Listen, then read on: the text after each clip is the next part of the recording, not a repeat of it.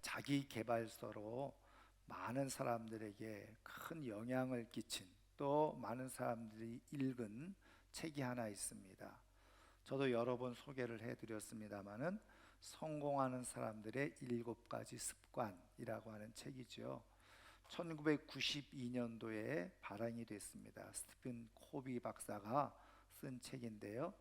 이 책이 얼마나 큰 영향력을 끼쳤느냐면, 여러분 포브스지라고 하는 경제 전문지가 있는데, 그 포브스지에서 20세기 그 경제 경영서로 탑 10, 10권을 뽑으라고 한다면 바로 그 가운데 하나가 바로 성공하는 사람들의 7가지 습관, 그 책이 들어간다는 거예요. 선정되어졌다는 거죠. 그만큼 이게 경제 경영서로서 또 자기계발서로서 많은 사람들에게 영향을 주는 그런 탁월한 책이라는 겁니다. 여기에 보면은 전 성공한 사람들에게 있어서 중요한 특징 중에 하나가 뭐냐면 시간을 잘 관리한다는 거죠. 그리고 시간을 잘 선용한다는 거예요. 근데 성공하는 사람들의 시간 관리와 시간 선용이 어떤 것이냐? 예를 하나 들자면 이런 겁니다. 밥을 먹을 때 절대로 혼자 먹지 마라. 혼밥하는 사람은 벌써 성공할 가능성이 좀 적은 사람들이에요. 밥을 절대로 혼자 먹지 말고, 밥을 먹을 때면 어떻게 해요? 내 성공에 도움이 될 만한 사람들하고 함께 식사하라.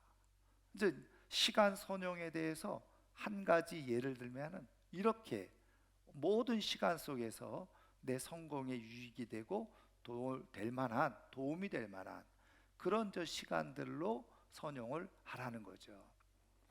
그것이 많은 사람들에게 영향을 주었어요. 그런데 한 10여 년이 지난 어느 날 한 사람이 스티븐 코비 박사를 찾아왔습니다. 그리고 이렇게 이야기를 하는 거예요.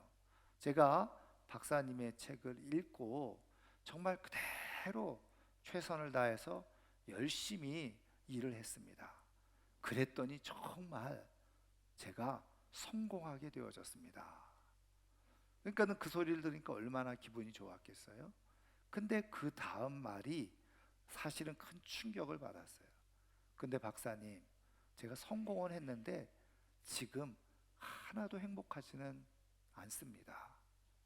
나는 내가 지금 나름대로 성공하려고 했던 이유가 우리 가족들이 정말 행복한 삶을 살도록 하고 싶어서 내가 이렇게 열심히 성공을 하려고 애를 썼는데, 지금 현재 제 아내는 저에게 이혼을 요구하고 있고, 제 아이들은 마약과 도박 중독에 빠져서 지금 헤어나지 못하고 있는, 내 가정은 완전히 다 풍비박산이 났습니다. 내가 세상에서는 성공했을지 모르지만 진짜 나는 모든 것을 잃은 것 같습니다. 이렇게 얘기를 하더라는 거예요. 그 스티븐 코비 박사가 그 이야기를 듣고 큰 충격을 받았죠. 그리고 그분이 돌아가고 나서 곰곰이 생각하기 시작한 거예요.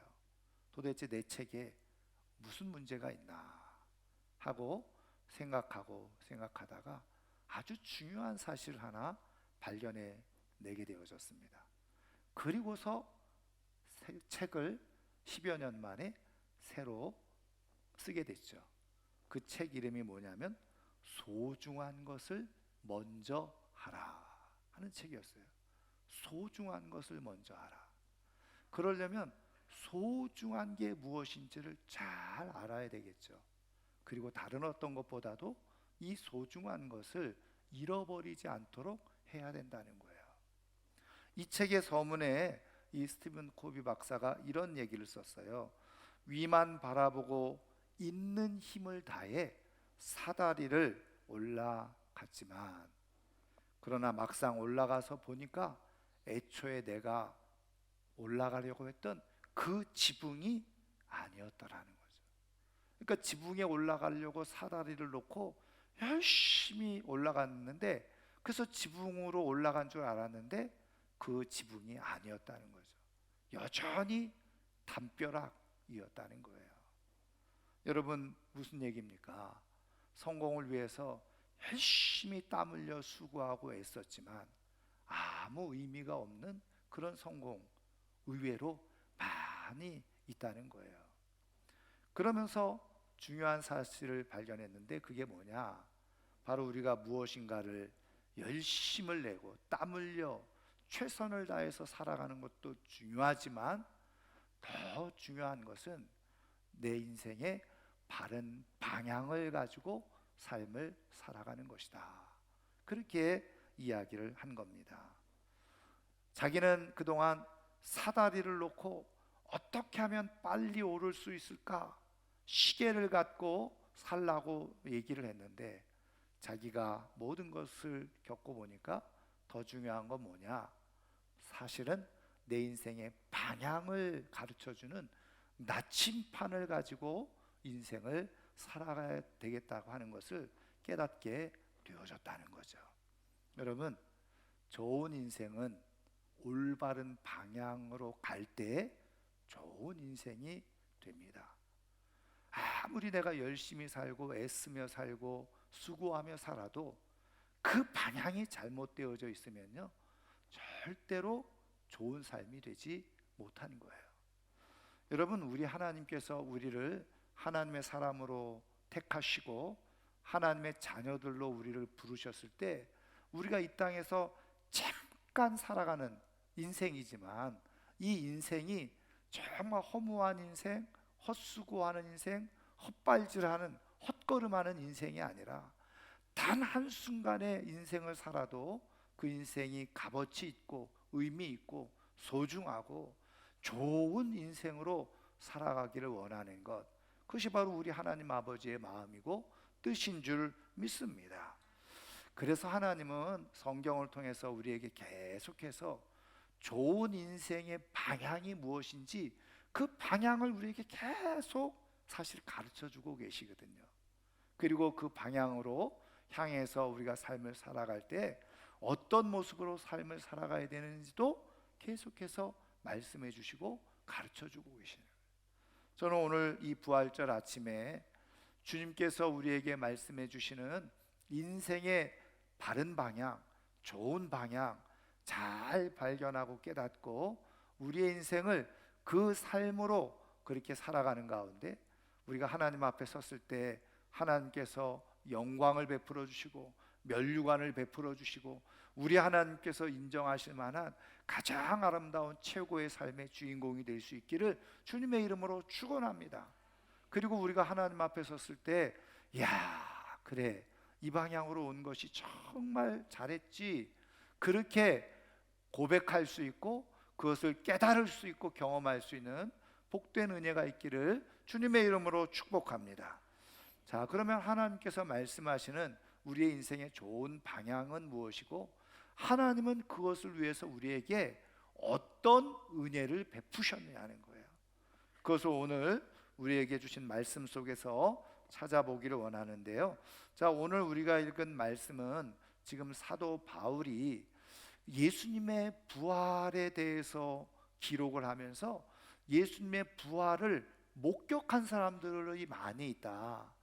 그리고 그 예수님의 부활을 목격했던 증인으로서의 바울 자신, 그래서 자신이 어떤 삶을 살게 되어졌는지를 고백하고 있는 내용이죠. 그리고 이제 우리가 12절 이하로부터 보면 정말 예수님께서 부활하신 그 부활이 어떤 의미가 있고 그리고 하나님은 그 부활을 우리에게 어떻게 이루시는가, 그것을 설명해 주고 있는 것이 바로 오늘 우리가 읽은 이 고린도전서 15장의 내용이에요. 그래서 이 고린도전서 15장을 일명 부활장 이렇게 얘기를 하는 거죠. 부활에 대해서 아주 상세하게 자세하게 안내를 해주고 있다는 겁니다.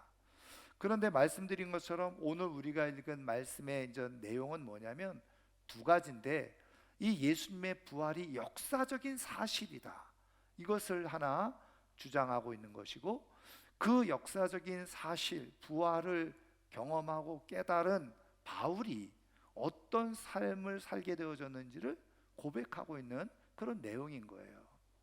여러분, 이것을 통해서 하나님께서 우리에게 우리의 삶이 정말 하나님 앞에서 좋은 삶으로 인정되도록 하기 위해서 하나님께서 말씀하시는 우리 인생의 방향이 무엇인지를 우리가 발견하고 깨닫기를 원하는데요. 먼저는 이 예수님의 부활이 실제냐 사실이냐.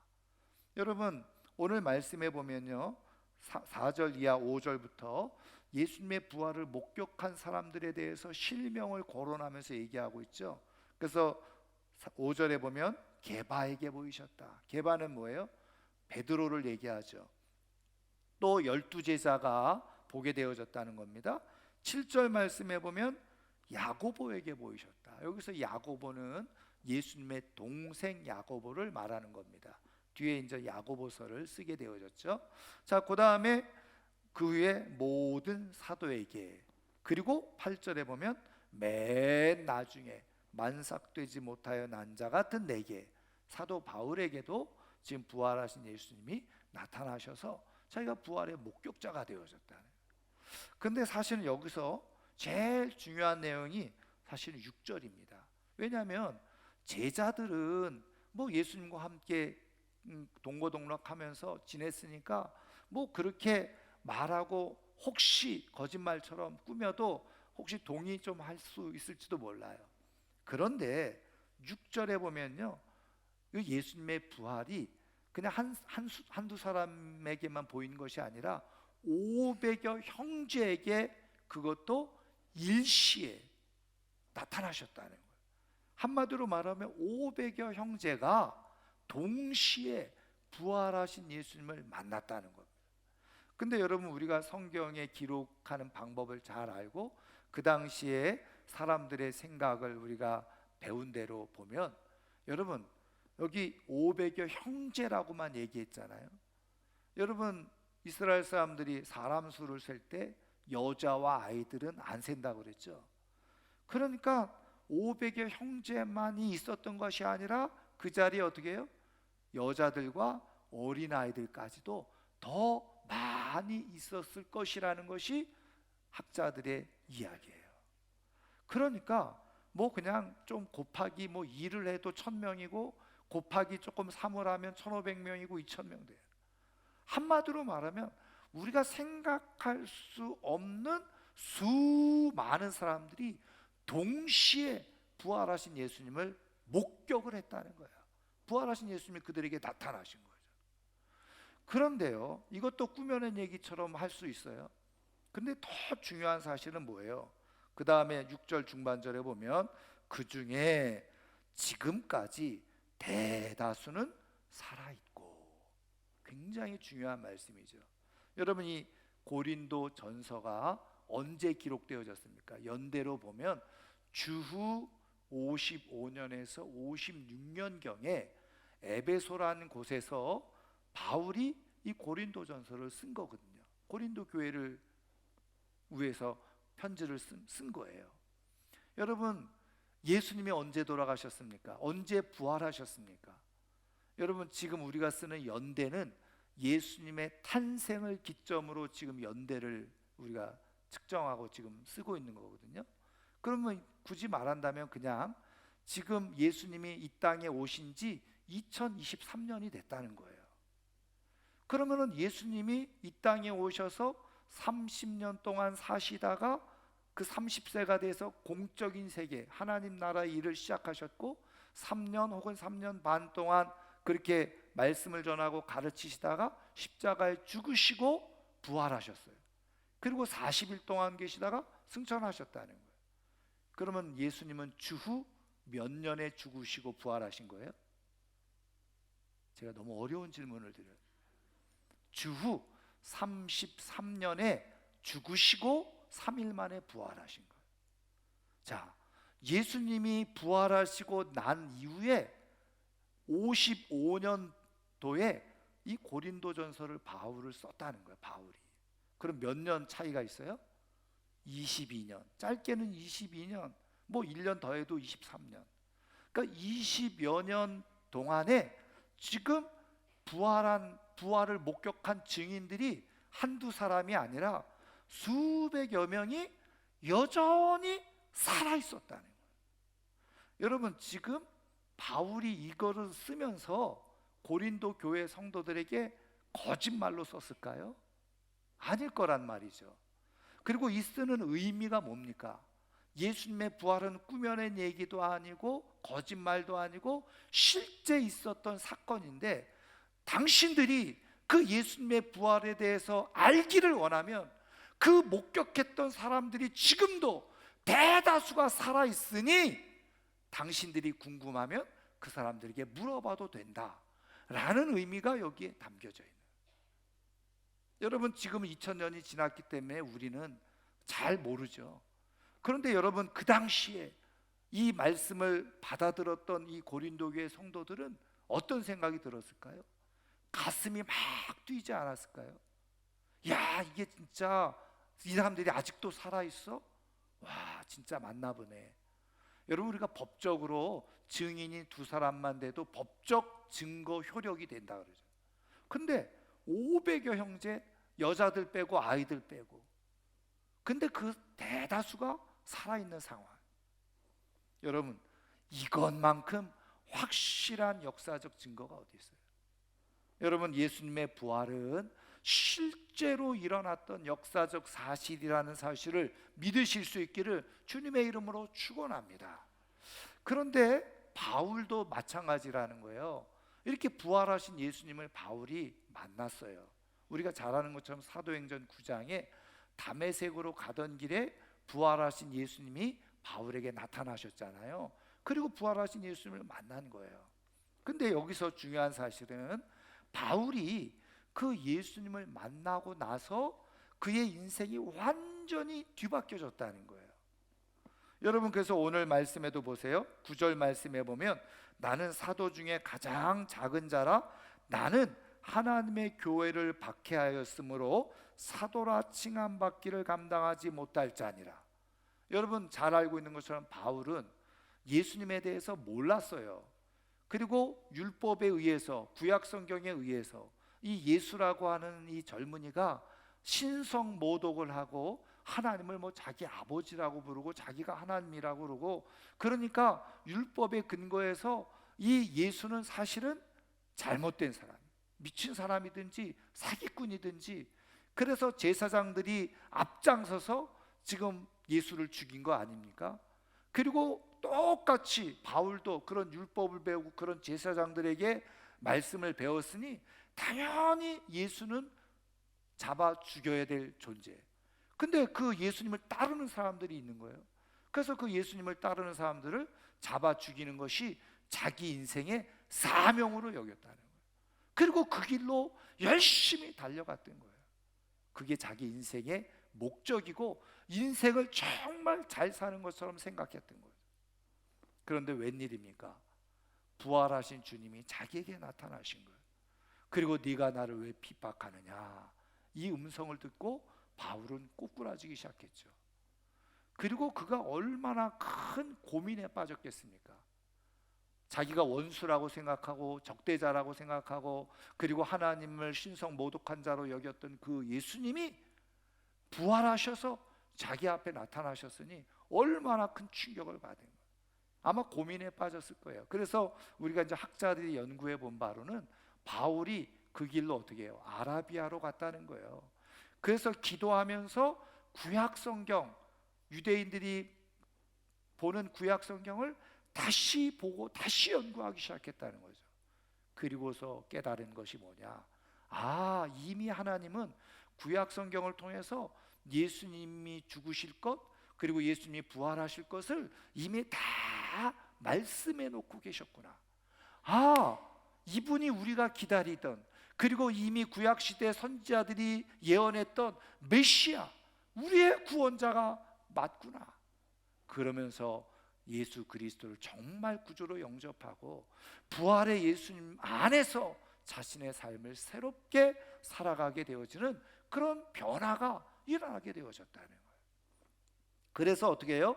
10절 이하에 바로 자기가 어떤 변화가 일어나는지를, 그래서 어떤 삶을 살게 됐는지를 고백해 주고 있는 거예요. 여러분, 하나님께서 이것을 통해서 말씀하시려고 하는 아주 중요한 사실은 뭐예요? 예수님이 살아계시다라고 하는 이 부활의 목격자가 되고 부활의 증인이 된 사람들은 예수님 안에 살아가게 되고 부활하신 예수님의 영을 영접을 하게 되어져서 그 부활하신 예수님의 영이 그 안에 함께 살아가게 되어지고 예수님 안에서 예수님과 함께 삶을 살아가게 되어지는데, 그때 나타나는 중요한 현상이 뭐냐? 삶의 방향을 바꾸더라는 거죠. 예수님을 모를 때 삶의 방향과 예수님을 모를 때 삶을 살아가던 방식과 예수님을 모를 때 삶을 살아가던 삶의 생각, 그것이 완전히 뒤바뀌어져서 예수님과 함께 삶을 새로운 방향을 가지고 살아가더라는 거예요. 여러분, 하나님께서 우리의 인생을 가치 있고 좋은 인생으로 만들어가기 위해서 하나님께서 우리에게 베푸시는 가장 큰 은혜 중에 은혜는 뭔지 아세요? 예수님이 죽으셨다가 나를 위해서 부활하셨다라고 하는 사실을 내가 믿도록 역사하시는 거예요. 여러분, 그 은혜가 우리 가운데 오늘 임한 줄 믿으시기를 주님의 이름으로 축원합니다. 그래서 오늘 우리는 이 자리에 있는 거잖아요. 그래서 사도 바울이 10절에 이렇게 고백하고 있어요. 그러나 내가 나 된 것은 하나님의 은혜로 된 것이니. 내가 지금 이렇게 예수님이 나의 구세주고 하나님이 말씀하셨던 메시아라는 것을 내가 이렇게 알게 되고 깨닫게 되고, 그 예수님이 지금 부활하셔서 나와 함께하고 계시다라는 것을 내가 알게 된 것, 깨닫게 됐고 경험하게 된 것, 그 부활하신 예수님이 지금 나에게 나타나셔서 말씀해 주신 것, 이거는 전적인 하나님의 은혜구나. 그래서 여러분, 부활하신 예수님 안에 그 부활의 삶을 살아가는 사람에게 나타나는 중요한 생각의 전환이 일어나요. 그 첫 번째가 뭐냐? 내가 오늘 지금 예수님을 믿고 하나님을 아버지로 부르며 삶을 살아가는 것은 전적인 하나님의 은혜구나, 이거를 고백하게 돼요. 저는 오늘 이 부활절 아침에 이 믿음의 고백이 일어날 수 있기를 주님의 이름으로 축원합니다. 그 다음에 바울은요, 그것을 다음에 내게 주신 그의 은혜가 헛되지 아니하여 내가 모든 사도보다 더 많이 수고하였으나, 그 다음에 정말 이 부활의 삶으로 삶의 방향이 바뀌어진 사람들에게 나타나는 중요한 특징 하나가 뭐냐? 하나님이 기뻐하시는 일을 추구하면서 삶을 살아가게 된다고 그랬죠. 그래서 그 방향을 정하고 그를 위해서 열심히 수고를 하면서 삶을 살아가다. 근데 여기에 보면 내가 다른 사다보다 더 많이 수고를 해요. 여러분, 하나님의 은혜를 깨닫고 부활하신 예수님이 실제였구나, 나를 위해서 죽으시고 나를 위해서 부활하셨구나, 그리고 예수님 안에서 내 삶이 있구나, 그것을 발견하고 깨닫는 순간부터 가치관이 바뀌죠. 생각이 바뀌죠. 그러면서 내가 삶을 살아가는 것이 내가 원하는 육신의 생각을 따라서 쾌락을 쫓아서 내가 하고 싶은 대로 내 인생을 살아가는 것이 아니라 하나님을 기쁘시게 하며 살아가는 것이 값진 인생이로구나, 그거를 발견하게 되어져요. 그래서 그 삶을 위해서 내가 다른 사람들보다도 더 많이 수고를 아낌없이 하면서 삶을 살아가게 된다는, 부활의 삶을 살아가는 사람들의 중요한 특징은 뭐냐? 하나님이 기뻐하시는 일에 내가 더 많이 에너지를 쏟으며 삶을 살아간다는 거예요. 그래서 여러분, 이 부활의 삶을 살아가는 사람, 그 하나님의 은혜인 것을 깨닫고 삶을 살아가는 사람은 자기의 능력과 자기의 물질과 자기의 시간과 자기의 재능, 주님을 위해서 사용하는 것을 정말 귀하게 여기는 거예요. 기쁘게 여기는 거예요. 그러니까 여러분, 이거를 뒤집어서 이야기를 해보면, 나는 예수 믿고 나 구원받은 사람으로 삶을 살아갑니다, 이렇게 말하는데 자기에게 주어진 시간, 재능, 물질, 이거 주님을 위해서 써보질 않아. 주님이 기뻐하시는 곳에 들여본 적이 없어. 거짓말이라는 거예요. 그건 거짓말이라는 거예요. 그럴 수 없다는 거예요. 진짜 부활하신 예수님이 나를 위해서, 나를 살리시기 위해서 부활하셨고, 그리고 부활하신 예수님의 영이 내 안에 계시고, 그 부활하신 예수님과 내가 영적인 교제를 깊이 하면서 내가 주님과 함께 살아가기를 원합니다. 주님이 기뻐하시는 삶으로 살기를 원합니다. 그럴 때 주님께서 내게 내 삶을, 방향을 정해주시고 이끄실 때, 그때 주님이 필요로 하는 곳에 내 시간을 드리고, 주님이 필요로 하는 곳에 내 물질을 드리고, 주님이 필요로 하는 곳에 내 능력과 모든 힘을 거기에 쏟아붓는 것, 그게 진짜 진실이라는 거예요. 여러분, 부활을 인격적으로 경험한 사람, 예수님의 부활을 인격적으로 경험한 사람들에게 나타나는 모든 특징은요, 기쁨으로 자신의 삶을 주님께 드리며 삶을 살아간다는 거예요. 여러분, 그래서요, 이런 사람들은 말이죠, 자기의 것을 주님께 드리는 것을 아까워하지 않아요. 시간 드리는 거 아까워하지 않고, 물질 드리는 거 인색하지 않고, 자기가 가지고 있는 재능을 주님을 위해서 사용하는 것을 정말 기쁘게 여기고 귀하게 여기는 거예요. 그래서 이 사람들은 어떻게 해요? 다른 사람들 눈치 보지 않죠. 다른 사람들과 비교하지 않습니다. 저 사람은 왜 안 하지? 이렇게 생각하지 않아요.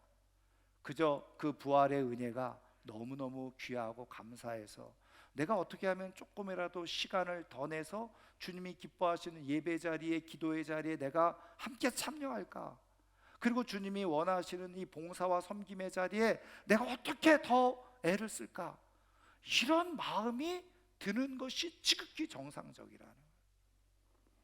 그런데 그렇지 않다고 한다면 나는 부활을 믿지 않거나, 아니면 나는 부활의 은혜가 나에게는 없거나 그런 거죠. 저는 오늘 이 부활절을 맞이해서 우리 사랑하는 성도님들이 정말 이 부활의 삶을 살아가는 사람답게 삶에 하나님께서 베푸신 은혜를 기억하고, 시간과 재능과 주어진 것을 정말 주님을 위해서, 주님이 기뻐하시는 일을 하면 아낌없이 그것을 기쁨으로 드리면서 더 많이 수고하는 것을 귀하게 여기며 살아갈 수 있는 하나님의 사람들 되기를 주님의 이름으로 축원합니다. 그래서 이런 사람들은요, 내가 다른 사람보다 더 시간을 낼 수 있는 것에 감사해요. 내가 다른 사람보다 더 하나님 앞에 물질을 드릴 수 있는 것에 감사하고, 내가 다른 사람보다 조금 더 재능이 있어서 그것을 가지고 하나님 앞에 하나님을 기쁘시게 하는 자리에 들어설 수 있는 것에 진심으로 감사해요.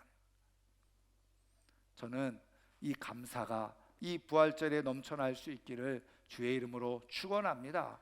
자, 그리고 그것으로 끝나지 않아요. 오늘 마지막에 보면은 수고하였으나 내가 한 것이 아니요 오직 나와 함께 하신 하나님의 은혜로라. 이 고백이 뭐예요? 내가 다른 사람보다 더 많이 시간도 드리고 물질도 드리고 재능도 다 드렸다는 거예요. 그런데 그렇게 드리고 나서 왜 나만 이렇게 해야 되나? 이런 생각 안 한다는 거죠. 그리고 그렇게 하고 나서 왜 저는 안 하는 거야? 저렇게 직분까지 받아놓고 왜 저 사람은 안 하는 거지? 봐, 나는 이렇게 직분도 없는데 이렇게 열심히 하는데, 자랑하거나 교만해지지 않는다는 거예요. 어쩌면 우리는 인간이어서, 저도 마찬가지죠. 조금 더 시간을 더 내고 조금 더 물질을 더 드리고 내가 남들보다 조금 더 수고를 한 것처럼 생각되어지면요, 나도 모르게 교만이 내 안에 막 자라. 나는 이런 사람이야. 자기 의를 내세울 수 있어요. 그런데 부활의 삶을 살아가는 사람에게 중요한 특징은 뭐예요? 가만히 생각해 보니까 그래, 이게 내가 뭐 믿음이 좋아서도 아니고 사랑이 많아서도 아니고, 하나님께서 은혜를 주셔서 내가 다른 사람보다 조금 더 할 수 있었구나. 그러고서 자기를 내세우지도 않고 비교하지도 않고 자랑하지도 않아요. 오히려 하나님, 내가 조금 더 할 수 있어서 감사합니다. 다 모든 것이 하나님의 은혜입니다. 이렇게 고백한다는. 그래서 부활의 삶을 살아간 사람은요, 절대로 수고한 걸 티내지 않아요. 내세우지도 않고 자랑하지도 않아요. 왜? 그거는 전적으로 하나님의 은혜이기 때문에 그래요. 저는 우리의 인생 다 이 부활의 그런 삶을 살아가는 사람으로 방향을 하나님께서 이 방향을 우리에게 가르쳐 주신 그대로 정말 부활의 삶을 잘 성실하게 묵묵히 살아가는 가운데 우리 하나님께서 약속해 주시는 정말 영원한 영광의 부활에 참여할 수 있는 하나님의 사람들 되기를 주님의 이름으로 축원합니다. 말씀을 마치려고 하는데요, 제가 좋아하고 존경하고 그리고 사랑하는 목사님이 한 분 계세요. 근데 이분이 얼마 전에 그런 간증을 하나 하시더라고요. 자신이 이제 설교 준비를 이렇게 하기 위해서 저녁 늦게까지 목양실에서 설교 준비를 하고 있는데 그 복도를 사이에 두고 예배실이 있는데 그 예배실에서 갑자기 너무나도 큰 음악 소리가 나더라는 거예요. 그리고 수백 명이 마치 찬양하는 것처럼 엄청난 큰 소리가 막 울려 퍼지더라는 거예요. 그래서 이 목사님이 밤에 이렇게 말씀을 준비하다 깜짝 놀래가지고, 아니 누가 와가지고 지금 저 예배실에서 음향기기를 있는 대로 크게 틀어놓고 이 밤중에 주변 사람들 다 놀래게, 이게 무슨 일이야? 그리고서 깜짝 놀래가지고 그 밤에 예배실에 가봤더니 그 예배실에 4명의 젊은 청년들이 그냥 키보드 하나 쳐놓고 마이크도 안 하고 그냥 찬양을 부르고 있더라는 거예요. 그래서 놀래가지고, 야 여기에 너희들밖에 없어? 저희들밖에 없어요. 야 너희들이 뭐 음악 저기 악기 잘못 만졌어? 막 큰 소리가 났었는데, 아닌데요, 저희들은 그냥 조용히 키보드 치고 내일 예배 준비하기 위해서 지금 준비하고 있는데요. 이 목사님이 그 자리를 돌아 나오면서 생각이 드는 거예요. 그래서 하나님, 제가 들은 게 뭐 잘못 들었습니까? 제가 환청을 들은 겁니까? 뭐가 문제가 있습니까? 그리고서 하나님 앞에 기도를 드렸는데 그때 하나님께서 주시는 마음이, 생각이, 말씀이 이것이더라는 거예요.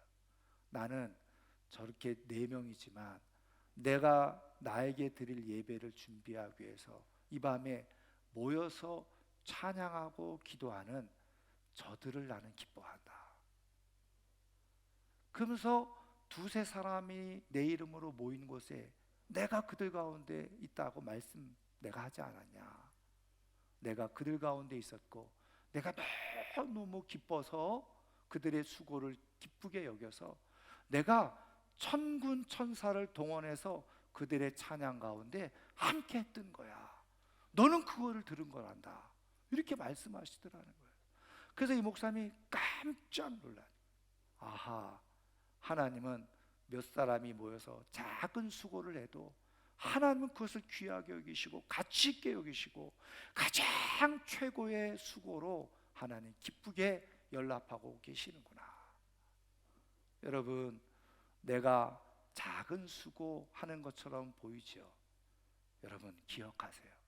우리 하나님은 큰 수고, 가장 최고의 수고로 연락하고 계심을 믿으시기를 주님의 이름으로 축원합니다. 여러분, 내일부터 우리 기도회 갔잖아요. 몇 사람이 모일지 모르죠. 한 사람이 있을 수도 있고 2 사람이 있을 수도 있어요. 그러나 저는 믿습니다. 사람 수가 중요한 것이 아니라 어떤 중심으로 모여서 하나님을 향해서 기도하고 하나님을 바라고 있느냐. 하나님은요, 지금 그런 사람들을 찾고 계시는 거예요. 하나님 앞에 시간을 내려고 하는 사람들, 하나님 앞에 자신의 삶을 어떻게 해서든지 드리려고 하는 사람들, 그런 사람들을 찾고 계시고 기다리고 계세요.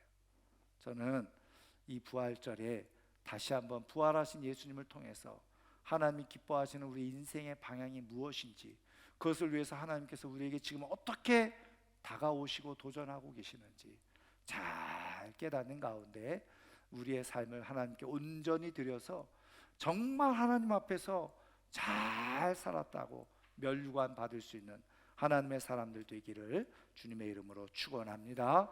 축원합니다. 오늘 말씀을 생각하면서 우리 시간 같이 한번 찬양하겠습니다. 내놓은 주의 영광을 보내.